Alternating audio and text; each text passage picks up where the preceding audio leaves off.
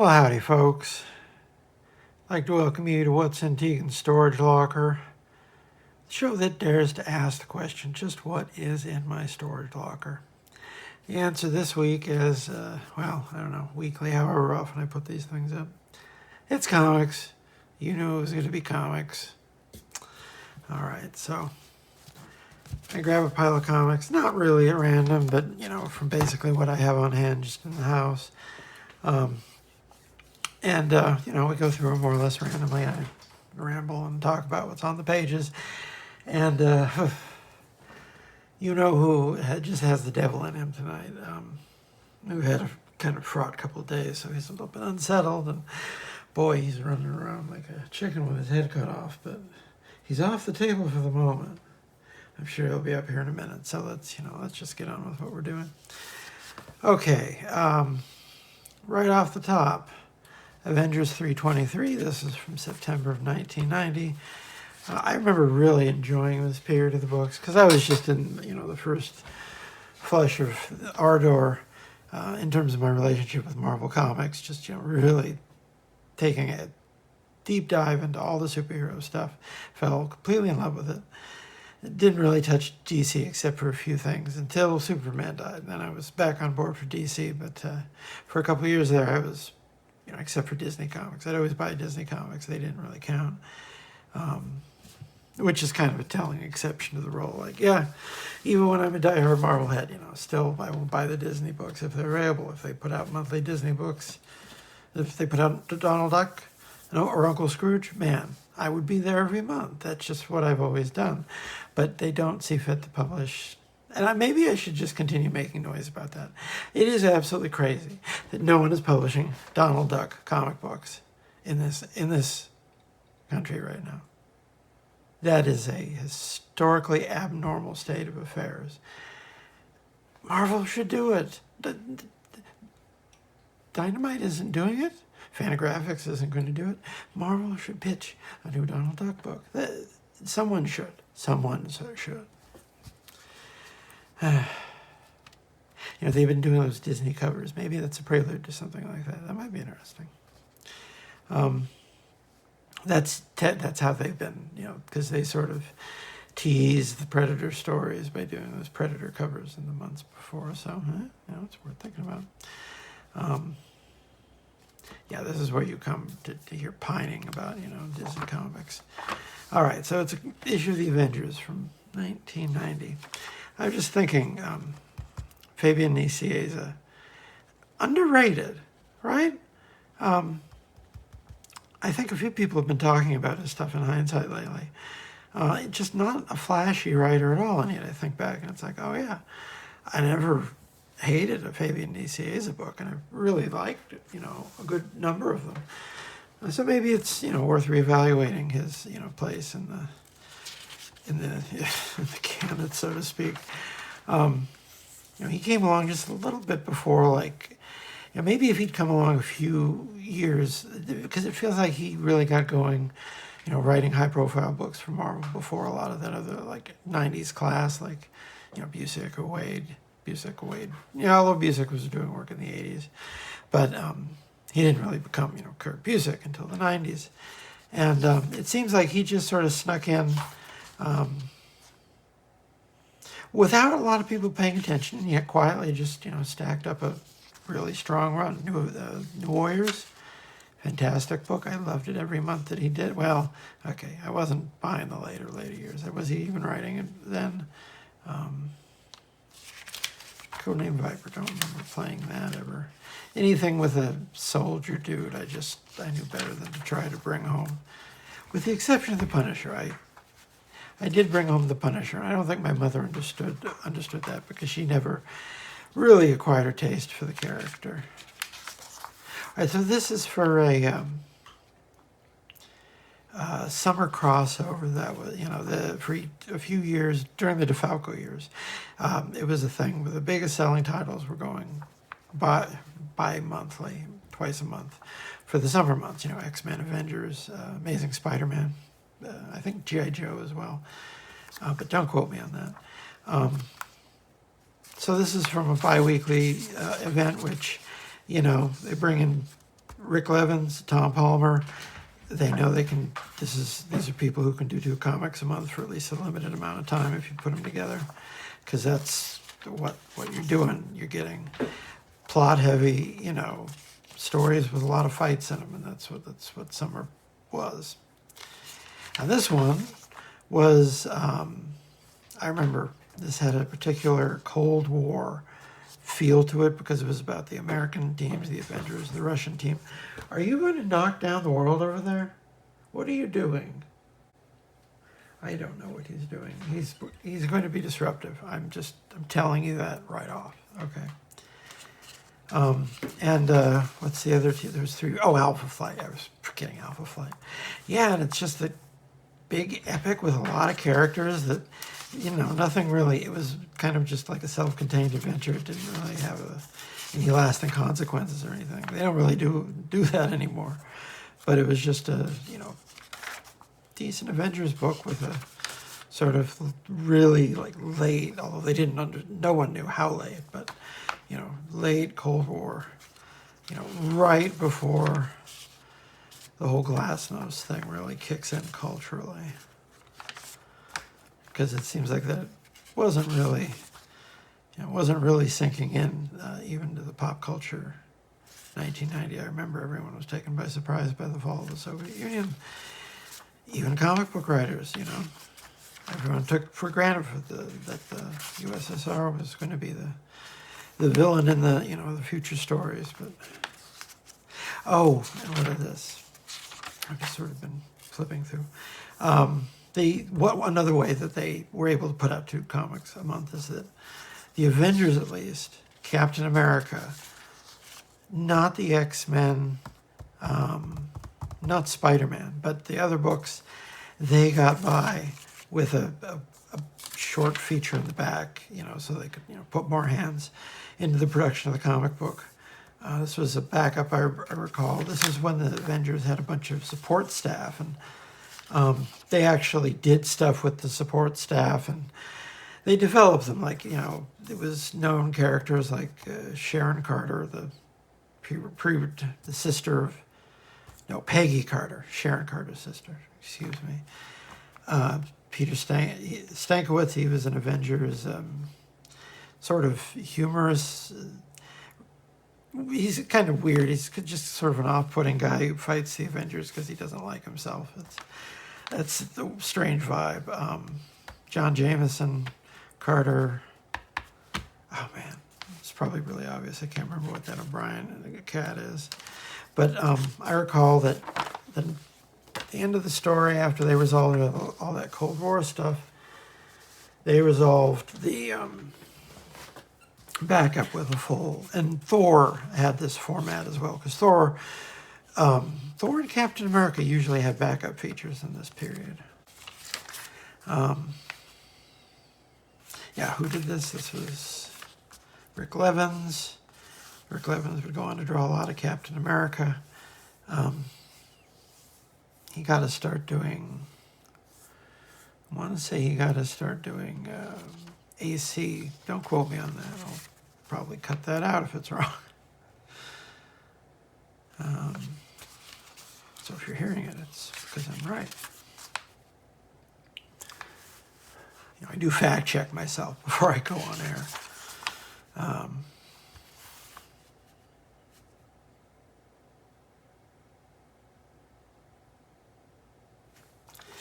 So it was just these Captain America supporting characters, just trying to, parse what's going on in a book I haven't really looked at. And probably, I think, I like this period of the book. I probably ended up reading this, a few times over the years. But it seemed like even though I enjoyed it, the Avengers was just not a book anyone was expecting anything from in the 90s. And it really hurt it because people stopped caring. And it's not a patch on the people who did it, because there were good people doing the books during those years. They just, the Avengers material wasn't always getting a lot of attention. Steve Epting, that's where he got his start with a decent Avengers run. Ad for the Journey into Mystery, Ka-Zar didn't go bi-monthly. It didn't sell well enough to go bi-monthly, but this was the summer, and I remember being really excited for this as well. Mike Mignola illustration there. They pushed Ka-Zar. You know, they managed to get 5 years out of this very unlikely character who I absolutely adored, and they've never really brought back in any capacity, just as a sort of, you know, walk on and a few crossovers and the like. But, you know, that's because he was an editor's pet character. It just so happened that it was a pretty good character, so you don't really begrudge that. It was a passion project from a person who was in a position to get it going. And it was really good. You know, it was the kind of series that you don't get too often. You know, that's just completely, you know, down to the, you know, one man's vision for one character for, you know, 60 issues. And, you know, people don't necessarily appreciate it. But I've been singing its praises for as long as I've been talking about these. You know, I never had anything to do with, I think I mentioned, I've never had anything to do with role-playing, you know, except for like reading a Dungeons and Dragons book once that I think my parents had in a box somewhere. I think they probably just got it at a party in the 70s because my mom had never looked at it. I remember the ads, though. The ads would be interesting. You know, I got a nice piece of fantasy art, you know. You can try to figure out, like, what is this product? Because I still really couldn't get my head around, like, what a game and a book was. And, you know, it's not my specialty. But, you know, you get a taste for this really awesome, you know, fantasy novel cover level art that they would always put on there. That's what I was trying to say. All right, well, let's look at something that isn't late 90s Avengers. Most of this stuff that I grabbed here is 90s. It just happens to be I bought a lot of comic books in the 90s. I could only mix it up so much. Now, here's one in the same couple-year period. This was 92, I think. Rather infamous comic, I believe, for not really making a lot of sense, if I recall correctly. However, I just picked this at random, and look who it is. Our friend Fabian Nicieza, as well as Greg Capullo, who would pretty much have what I would say is the defining run of his career on Ka-Zar. I'm probably the only one who would say that. But, you know, it's kind of like, you know, it's not kind of like, it is exactly like Mark Silvestri on King Conan. Just take a guy, put him on a book. Doesn't matter what the book is. Just get him doing it every month and watch him teach himself how to draw. And that's what you get from Greg Capullo on Ka-Zar. Not so much Greg Capullo on X-Force, because the Greg Capullo who goes to X-Force is already, and this is, trying to think, if this isn't at the beginning of his run, it's right before the beginning of his run on the regular book. But by the time he leaves Ka-Zar, this is the level of work he's capable of doing. This is really hot stuff. There's a reason why Todd McFarlane, you know, picked this guy out of a crowd. He probably had an eye on this guy. You know, he was pretty up on who the competition was. So he probably had an eye on this guy fairly early. McFarlane did a cover for Ka-Zar. That's what happens when an executive editor is, you know, the guy writing the book. Although, you know, you look back and you see, like, they got really good people to do runs of covers on, like, Conan. They got, like, Jim Lee, I think, did at least one.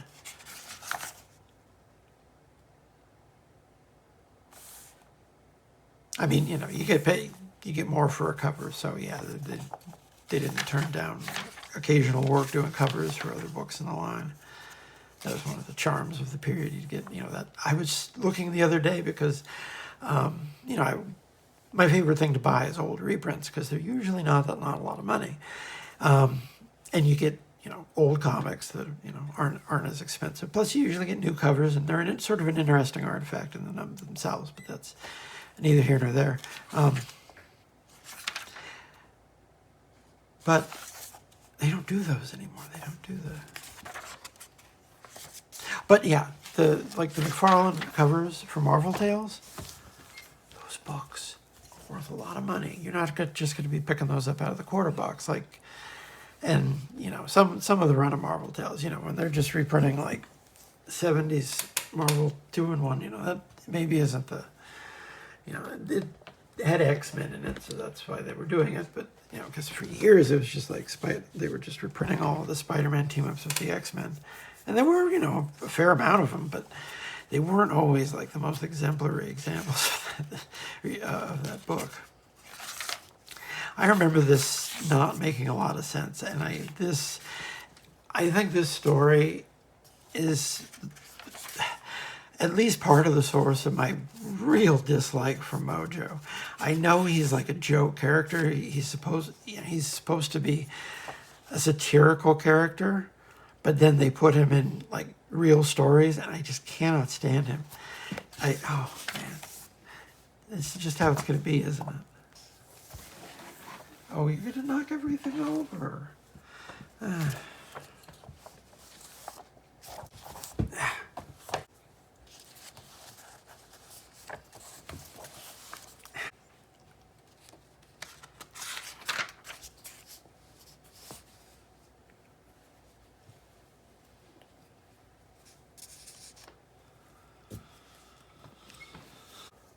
Well, that was certainly a thing that happened. My goodness. I don't remember this story making a lot of sense, is what I was saying before I was so rudely interrupted. No offense to Fabian Nisi's. The Mojoverse stuff in general, I'm allowed to dislike things. I have no problem with Long Shot. They could use a more Long Shot more, as far as I'm concerned. But in fact, it's kind of weird that they've never really put him on the X-Men again for any amount of time. Seems like that would have happened at some point over the years.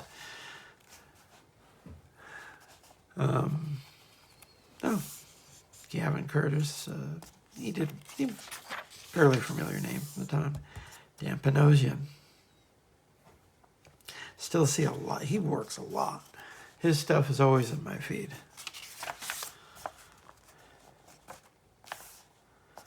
An artist I've really become very fond of in recent years.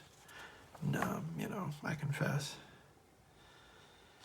Beginning of the John Byrne and Jay Lee run on Namor. Now, I like the John Byrne Namor. I think at least, especially the first year of the book, when he's doing that really labor-intensive duo shade, is some of the best work of his career. And then when he stops doing that, the book maybe it doesn't look quite so distinctive, but that first year especially. And I wasn't on the wavelength. And I know I sound so square every time I say this, but it's the truth, and I can't lie to you. I really did not care for Jay Lee's early art. I quit buying the book after 2 issues because it wasn't going to be anything I was enjoying. And now, of course, I kick myself because I would have really liked to, in hindsight, have had better taste. But, I mean, he bought that book another couple of years. Namor never sells. Namor sold through the height of the 90s. It was a period that could support, some extended runs for secondary characters. That's not today's market. Oh, God, a Leech spotlight. Oh, this is I'm just leafing through this mindlessly. This is the Exterminators character from, the first Exterminators. They did another Exterminator series, which I really liked. They can do another one of those, right quick, as far as I'm concerned. Oh, early Dan Slott. He was just getting in anywhere he could for years. Really relentless if you just look at the sheer amount of, really thankless work he did, X-Force backups. And here's a Bill Sienkiewicz pinup. He was always good about going back to the franchises, he still does Moon Knight illustrations periodically. He still does New Mutants pieces covers, here and there. And he doesn't work. He doesn't work nearly as often as I'd like. Oh man, I wish he would go back to inking comics. I loved his inking. So I loved Bill Sienkiewicz's inking almost as much as his regular stuff, because he is such an insightful, such a playful inker. He really seems to have fun doing it. His run with Sal Buscema, they're not maybe the best Spider-Man comics, but his run with Sal Buscema on Spectacular Spider-Man, if I can say what I'm trying to say here, that's really good. And like he inked a couple issues for On Friends in the late 90s. I looked at these recently. Gorgeous comics. Well, can't have everything. But, he should come back and ink some books. Please. I'd like that. Oh, been a while since we looked at an ALF, but I saw this one and thought, this is the last issue. Oh, I remember being, I hated this. I love this book. This was a book I still look forward to reading, even well into the end of its run. And what year was this? I want to say it was 90. No, he made it to cover date February 1992. That's a long run, 50 issues. And I loved every minute of it. But they just, even though the book had if you read the book, it's clear that it had a devoted following. But it just couldn't survive its show dying. That wasn't, it wasn't going to be like ROM. It didn't have the following, I guess, to hang on without the show to promote it. Oh man, wouldn't that be something if they just kept on publishing ALF? That would have maybe made a difference in this world. I don't remember ever playing that. It's not like I was picky about, renting video games for, a weekend or a week or whatever sometimes, but even I had standards. I was more of a dilettante. Like I'd get a game and I'd, play it for a couple of days just to sort of see what was up. And, very rarely I'd find something I wanted to buy, but it was a good thing that you could rent them at the video store. And here's the Team Supreme: Michael Gallagher, Dave Manek, Marie Severin, George Russos, very old school. He was coloring comics in the 60s. Brad K. Joyce on letters. Fabian DeCiesa. I forgot that. Yeah, he was an editor too. I forgot that he started out as an editor, but there's his name. See what? I didn't plan that at all, and yet he just sort of shows up. Now I did play the Turtles games. Just rented them. A couple times. They were pretty fun. Kind of too repetitive to get really into. Now this was a good game. I remember renting this a few times. I don't think I ever got that far in it, but I just liked playing it, but not enough to, save up to buy a copy. But it was a fun game. It was just a side scroller with Simpsons characters in it, and I was a bit of a sucker for side scrollers at that age.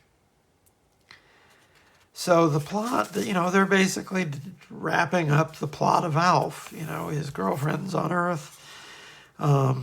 There's apparently going to be a wedding. I don't remember the plot. Years. I still enjoyed the book, but I wasn't exactly like hanging on its every word towards the end of the run. It was something I was, still, happy to buy, but I don't remember the later run of the book quite as much as the early run. It's pretty consistent, though. Didn't have guest creators too often, but if you've seen the older episode, they did a Robert Crumb homage, which I didn't remember because I didn't know who Robert Crumb was when I was the age that I read that issue of ALF. And this is the channel where we talk about ALF probably more than you were expecting.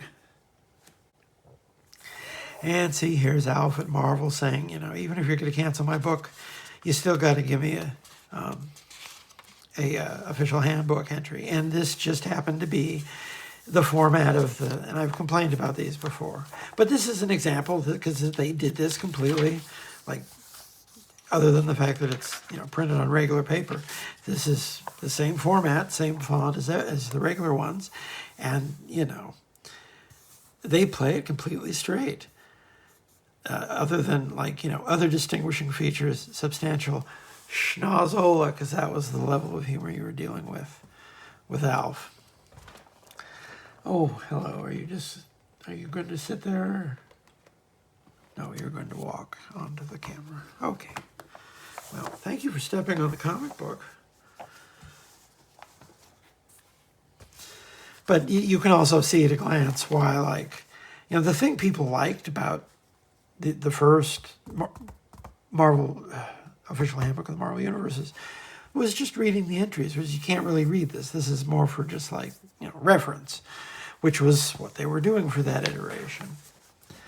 I think they could have just incorporated the bibliography to the regular entries, and that would have, perhaps been a compromise.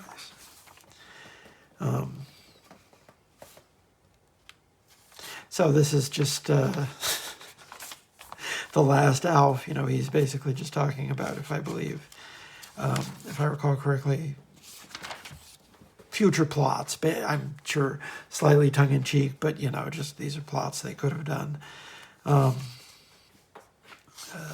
Talking about some of the they did a series of what ifs, which was they spelled WOTIF.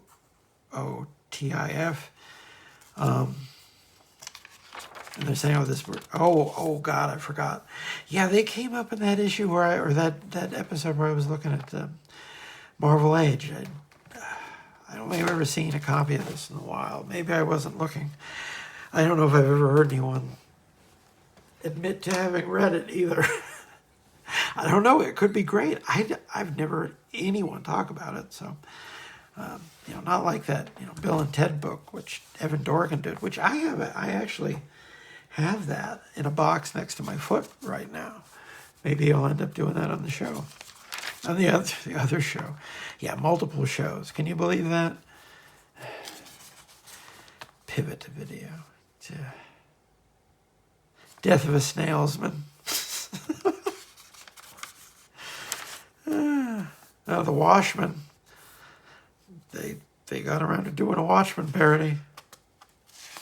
So if you were thinking that no one had ever drawn the Watchmen as ALF, as Melmacians, well, here you go. Although they didn't, they sort of chickened out from doing a Rorschach with a mask over the nose. Carl Younglove, yeah, that's the level of puns they were dealing with here. But you see why a book like this would have had a following.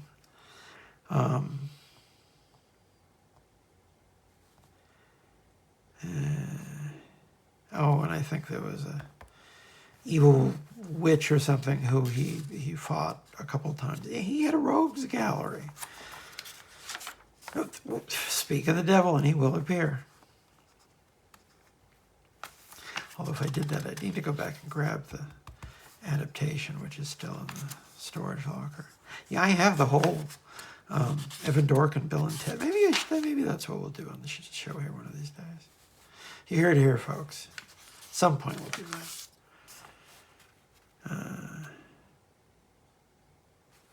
And everyone comes out for wave at the audience.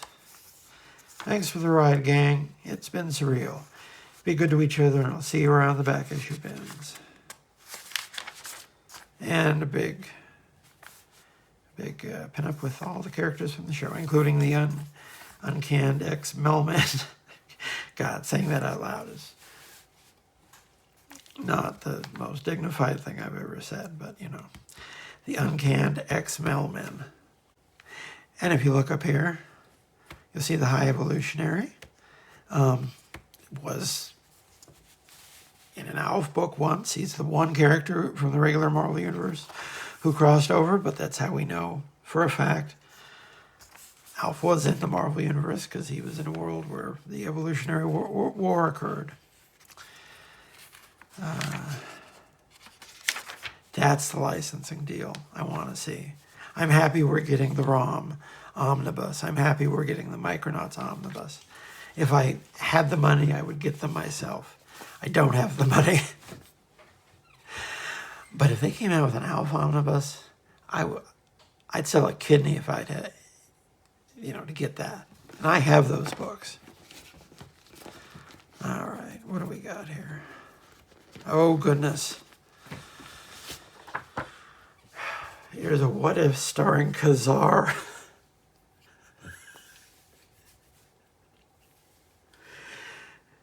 Yeah, in the 90s, for some reason, they really tried to push Ka-Zar in a bear market, comics-wise.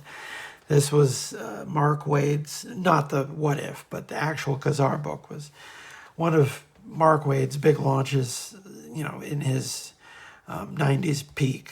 And he made Ka-Zar readable. I'm not going to say he made Ka-Zar interesting. I think the Bruce Jones run is kind of underrated. But that was interesting. And otherwise, Ka-Zar is a character who really struggles to be interesting, at least for me. Now, Shanna, I could read about Shanna all day. I don't understand why she doesn't have her own book that's run for 200 issues. It doesn't make any sense to me why they've never tried to push her as a bigger headliner. It's a no-brainer, and yet they've never done it. A couple series here and there. But dude, I would love to read a Shanna book. They don't want to give us a Shanna book. I don't want to see Ka-Zar in it either. I don't need to see Ka-Zar. I read his book. I didn't. Okay, Brian K. Vaughan. I'm just sort of flipping ahead here madly. Early appearance as a writer by Brian K. Vaughan, doing a What If Conan. Brian K. Vaughan doing a What If Ka-Zar. Now we've got to start somewhere. Who was the art on this? Didn't recognize the name. Coy? C-O-Y? Turnbull? Don't know that name at all. Inked by Keith Champagne and Ray McCarthy. Yeah, What If was a book where, some months you'd get Ron Friend's Bill Sienkiewicz. Some months, you'd get someone who maybe would never, I don't know about this guy. Maybe he went on to have a long career. I don't remember the name. But, it could be someone you've never heard of who's interesting. This is kind of an interesting book. I don't know if I would have appreciated this at the time, but it's kind of definitely, you can see it's got a bit of a Miller influence. Without, being too over, people. There were a few people who really tried to export the Sin City look into superhero comic books, and they were kind of, it was sort of a little sub-narrative going on in the art of the time. Oh, what are you doing? So yes, as I was saying, before I was so rudely interrupted, there was a little small contingent of people who tried to really bring that Sin City style into superhero books. And,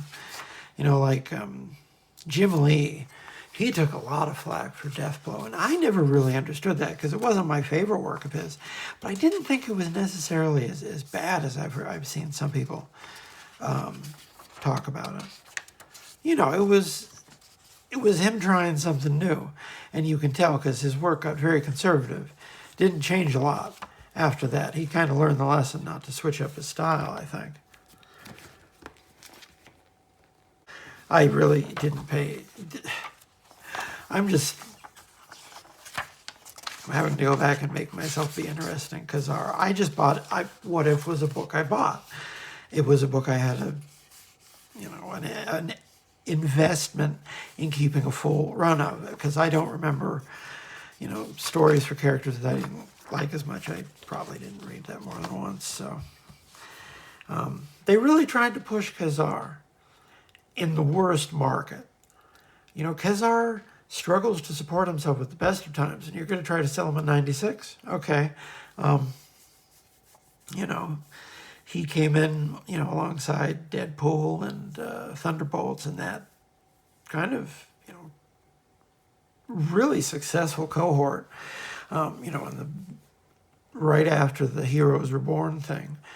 The regular mainline Marvel sort of like started trying to get their act together. And I'm not saying that they completely succeeded, but they put out some decent books. I think that they had gotten kind of embarrassed, definitely embarrassed. There was, they talk about, very strong emotions when the Heroes Reborn thing happened, at least from the Marvel side. And it was a kick in the pants in terms of, they launched a few books. They tried some things. It was wasn't, a complete revamp, stem to stern, like, when Quesada came on board. But it was at least an attempt, and that's when you get, the first Thunderbolts, the first Deadpool ongoing. These would go on to be really successful concepts. And they tried with Quasar. They got Mark Waid and one of the Kuberts. I can't remember which of the Kuberts. I'm sorry. I'm flashing it on the screen right now. I'm not, their problem is that the names both start with A. I understand. Far be it from me to criticize anyone naming their kids, but I'm going to get them mixed up since they both start with the letter A. That's just how the brain works. All right, how are we doing on time? Oh, yeah, well, we've whiled away much of an hour with me not saying much of anything. All right, what do we got going here? Adventures in the DC Universe. Oh, I remember. I like this book. This was, because it took me a little while, like I think for the first year and a half, I wasn't buying the Batman Adventures books, because it didn't click to me that they were actually putting a lot of work into those books and had good people doing them. It didn't click to me immediately until I started to see, the books got some decent buzz about them, and then I started buying them pretty religiously. But they did have a book, and it lasted, I don't know, like 20, 25 issues, I'm trying to remember.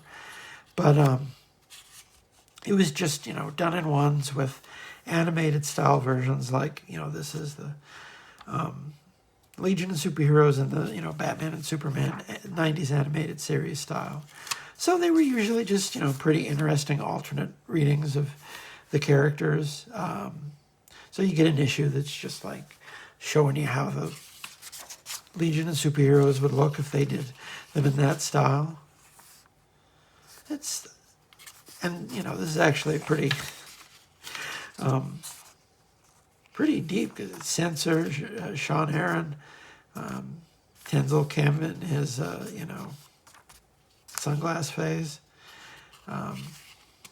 Pretty specific to, what was going on in the Legion book at the time, the reboot era, which I've liked. I sort of lost track of it, but I liked the first few years of it. I followed that. I sort of lost it, but, that's kind of me with the Legion. I come in and out of it. I've read a fair amount of it, but I haven't read all by any means. Now this is something else I have in a box. I picked this up because it's Howard Chaykin, Gil Kane, and Kevin Nolan. And I want to say, I don't think this is the last thing Gil Kane does, but it's like in the last handful of comics that he puts his name to. And it still looks so good. Till the day he died, he still had it. And at this point, I was buying, I was already a Gil Kane fan. I was basically buying anything that I saw him do, if he did a fill-in or something. He usually did fill-ins of books that I read, like Superman or Green Lantern, and he could still bring it. I don't know if he could have done it monthly at that point in his life, but he could still make a really snazzy looking monthly comic book well into the 1990s. Very much like John Severin, you know, still doing, you know, monthly comic books well into his 80s. And he was still working in his 90s. He was indefatigable. Here's the Electric Superman, which I believe has come up a few times, because, you know, that's the era that the boxes that I grabbed just happened to be from. Yeah, I'm not really trying to pay too much attention to what's going on here. Yeah, but I like that iteration of the Legion. I like the Power Shazam book. That was like one of my very favorite books for every month it was published. That's by far my favorite modern iteration of the Captain Marvel character. It shouldn't have worked because it was just a little bit too nostalgic, but that was just, I guess, that was the mood of the time, at least for, you know, hardcore DC readers. They wanted something, you know, with that sort of nostalgic feel, and it really worked for the character. It was a sustained, decent run. You know, it was kind of, you know, square a little bit, but I think that's what the character needed, just a really strong run of, you know, regular adventures to sort of, you know, introduce him to a new era. Because he didn't have an ongoing series in the 80s. He had an ongoing series in the 70s, and, you know, clearly he didn't have a series in the 60s. But, you know, he can't always support a series. He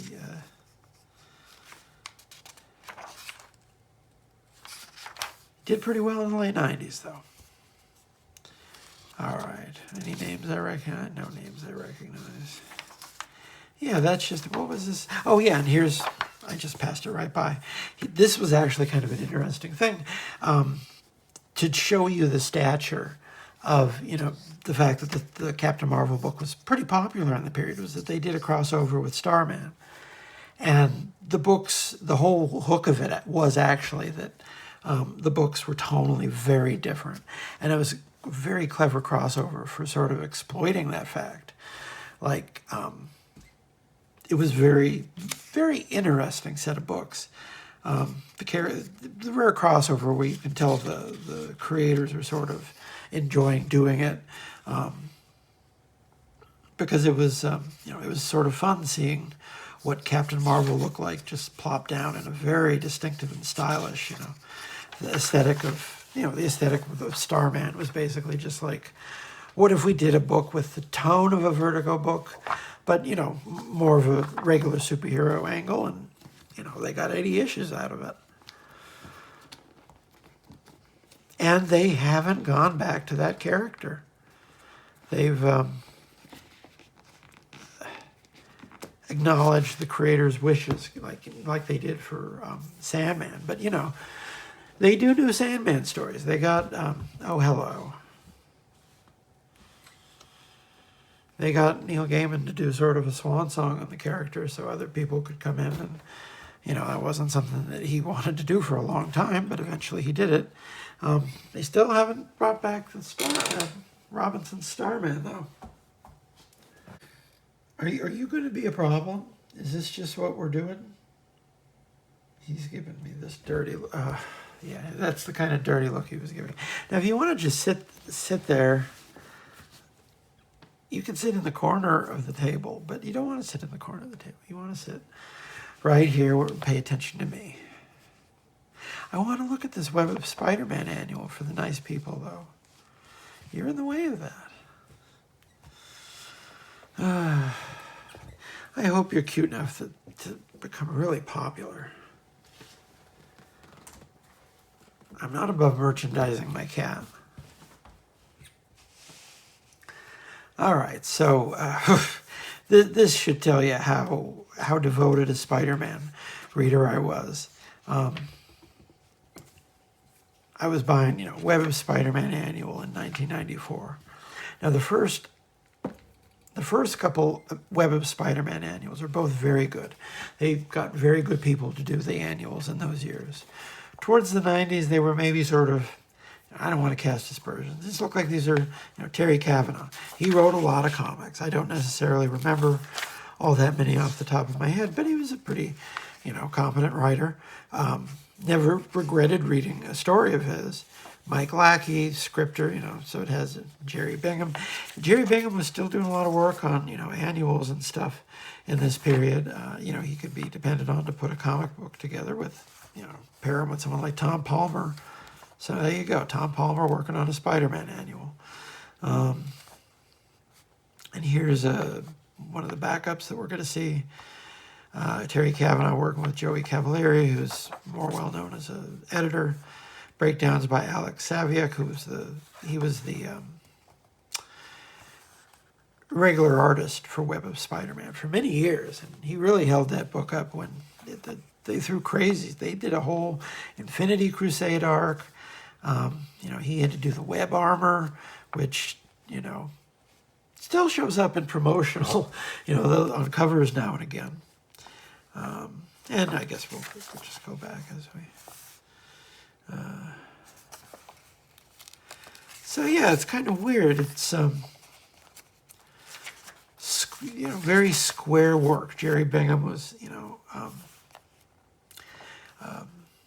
dependable, and Tom Palmer's just sort of, man, they still make baseball cards. I watch a lot of just general interest collectible stuff just to see, what's happening in those markets, because it's important to the comics industry to know how, Magic the Gathering is selling, because there are a lot of comic book stores that depend on Magic the Gathering for a significant part of their, their earnings. Now, you don't usually see the sports cards with the comic books anymore, or at least in my experience. Sport cards have their own, dedicated stores now. I don't think there are as many of them as there are comic book stores, but you do still see them.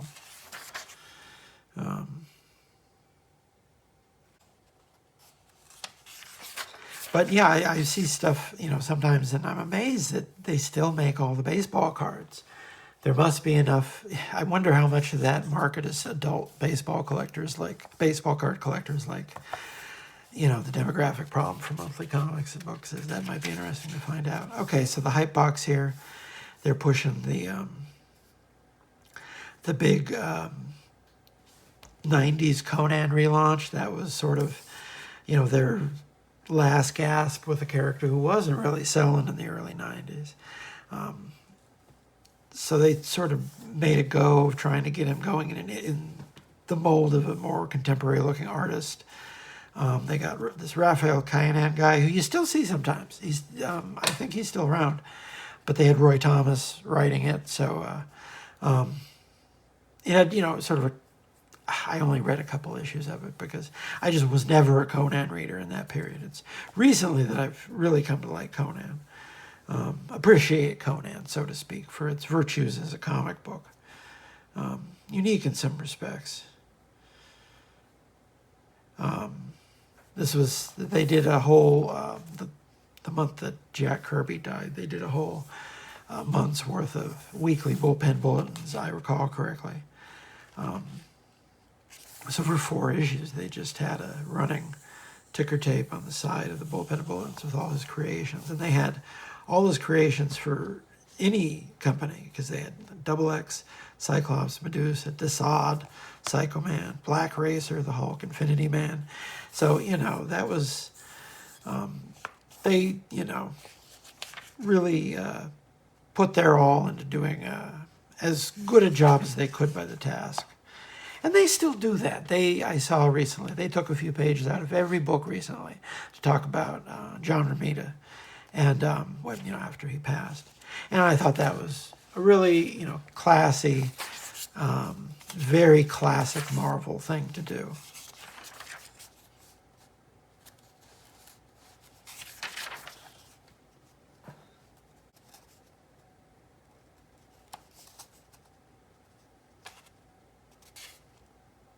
I think the company used to be significantly more sentimental. That's something I kind of miss about that, you know, the 20th century Marvel. I think the 21st century really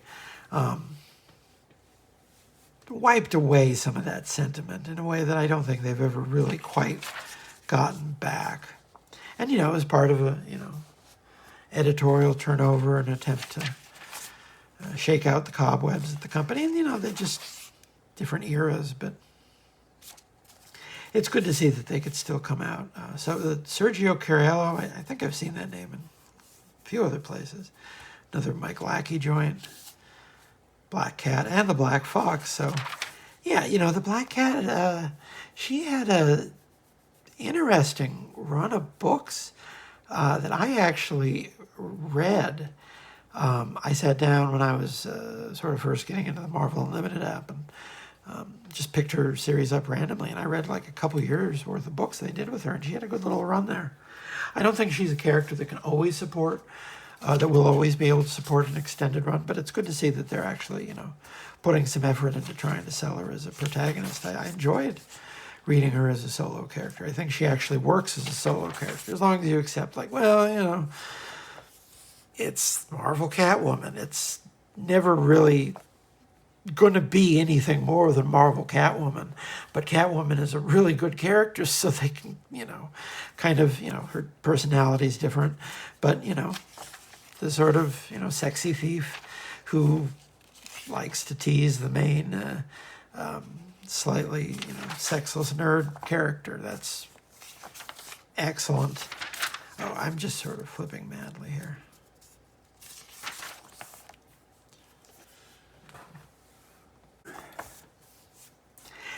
It's a sturdy template, is what I'm saying. He just sort of, he did finally just settle sitting at the top of the table there. How much time we got left? Well, I think this is our last book.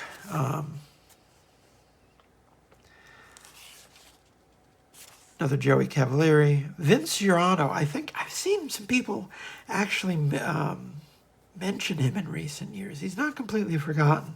Sort of interesting, doing work that at the time I think felt, you know, now that I look back on it, it's weird because I see some Kevin O'Neill, and I think I just misread that as like, you know, vulgar Liefeldisms. But no, this guy actually, like, he read some Kevin O'Neill. You can tell, and, you know, Kevin O'Neill and Todd McFarlane in a blender. There you go. So that's kind of interesting. I remember not being too excited about his stuff. But I remember not being too excited about his stuff at the time, but looking back at it, you know, it's interesting. There's a pinup for you. Kind of a distinctive looking Spider-Man. He was an underrated Spider-Man artist. I know people are going to scream at me for this. Rob Liefeld. He's actually pretty good at drawing Spider-Man. Never had a run on the character, though. What is that name? That's a nice-looking black cat. That's Steve Geiger. Oh, there's a name I don't think I've heard in a long time. It's a nice-looking black cat. Bill Reinhold. Oh, you know, Bill Reinhold. He's someone I've really come to appreciate in recent years. Very solid. Very solid. I've sought out some of his stuff, and I've never been disappointed by it. Who did this? Cardiac is a character you might not know if you're not a real hardcore Spider-Man reader. His whole deal was being mad at the medical establishment. That was sort of his weird niche. And kind of a prescient character in a lot of ways, because they were still talking about, you know, the healthcare has been a problem like this whole time. So, you know, this was the 90s that they had a Spider-Man character whose whole deal was, you know, sort of being angry about healthcare. Nightwatch, there is their Mark Tenney. At the time, people thought this guy was a Spawn ripoff. The story itself ended up being some, like, time travel thing. maybe it might be interesting to go back, because all right, I'm going to completely discredit myself. I bought Nightwatch. I think I just bought Nightwatch because they had it at the newsstand where I was buying comics, because I don't really remember anything about it other than that they got some Ron Lim on it. Tom Lyle, he did a fair amount of Spider-Man in the early 90s. Sal Buscema, working with the Puma. Was he the first guy to draw the Puma? I don't think he was. But he drew a lot of Puma stories because he was a supporting character, especially in Spectacular, for years. And he never shows up anymore. They're like, yeah, we had a period where we tried to push him, and we regret it. They didn't really get anything out of it.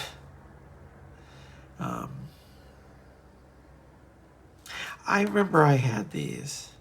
I was sort of falling out of love with the trading cards, though. The thing is, I loved the first couple years. Like the first couple Marvel series, the first 3 Marvel series, and the X-Men series, and the first couple of the DC series were good, fun cards. And then after that, maybe I just was getting older and not wanting to spend my money on trading cards.